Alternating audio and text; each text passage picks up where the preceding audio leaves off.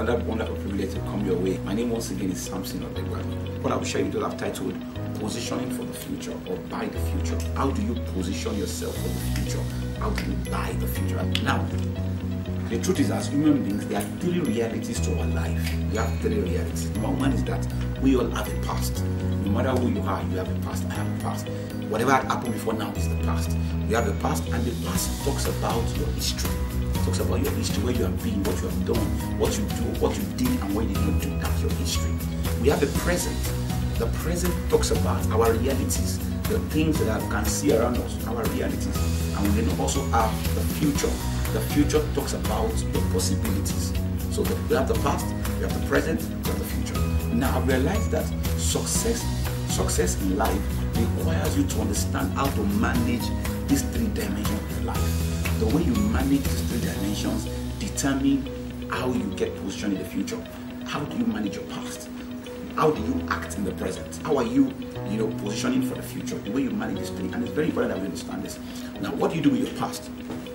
Your past is past. You always say your past is past. There's little or nothing you can do about your history.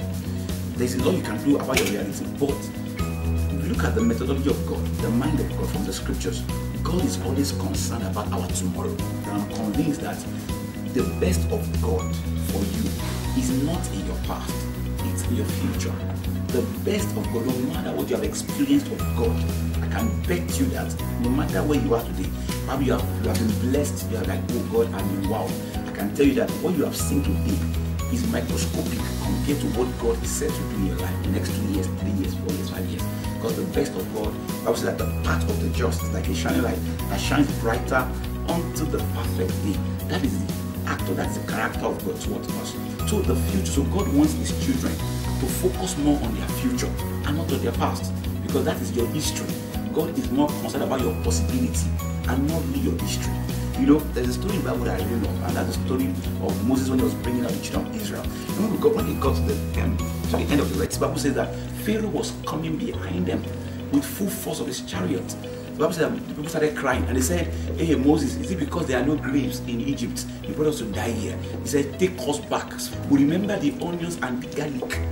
I asked myself, onion and garlic. These were people that have suffered for over 400 years. What does that tell me? That tells me that no matter how bad your past is, if you don't have a strong picture of your future, you will still be chained to the past.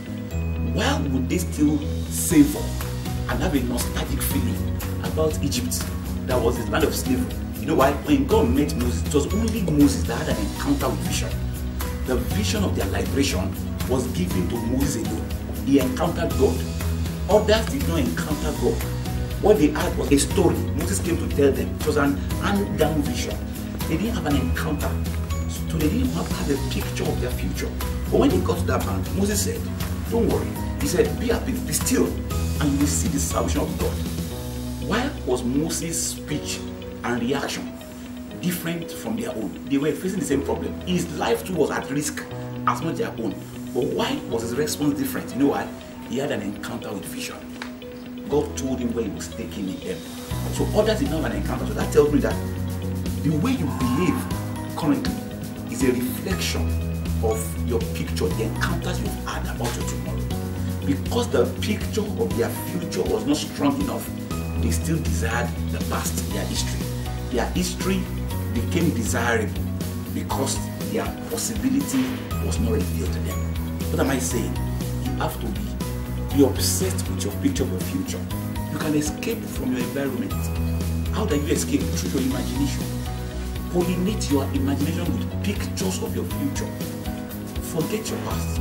Where your body is not as important as where your mind is. You know that the man is a spirit and a soul and a body. Of these three dimensions, your body is the least powerful.